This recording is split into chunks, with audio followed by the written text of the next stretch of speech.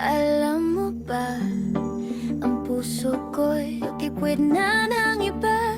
Kaya noon, iwas puso'y ako sa iyong pagsinta. Takot akong magkamali at sa'yo ay mahulog. Habang sa unang pag-ibig, commitment ko'y di matulog. Kahit hindi ng pag-iwas, blok kong blok ang drama. Dahil tapat ang puso, ayaw ko nang may kasama.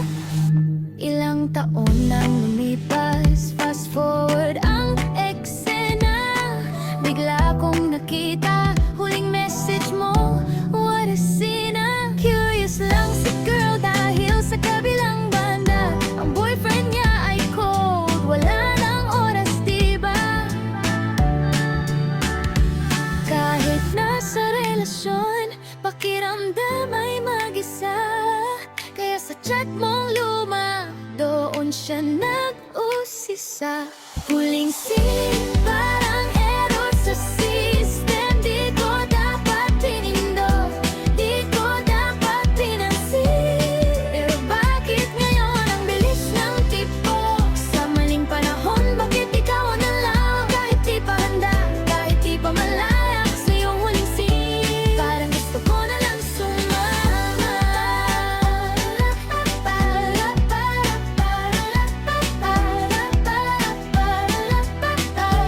Parang gusto ko na lang sumama. Naisip ng maraming beses, sasagot ba o hindi? Hanggang sa daliri ko nagsend na ng mabilisan. Wala pang isang minuto, may notif na agad. Tila ba nag-aabang, ang bilis mong mag-respond. Akala ko'y karamay sa lungkot na di naranas. Yun pala ang plot twist, laro lang ang lunas. Kung sa iba pala, niloko ng iyong jowa. Kaya ang puso ko, ginawa mo parang bola. Naghahanap ng gumagulong o palipas oras. Habang ako'y seryoso, ikaw ay nagpapadulas. Dalawang pusong ligaw, parehong nagkamali. Isang naghahanap ng pansin, isang naloloko sa huli. Isang malaking scam, ang sakit ng ending sa maling tao.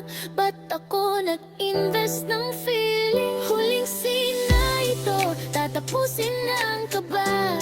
Dahil sa larong ito, pareho lang tayong talo. Di ba?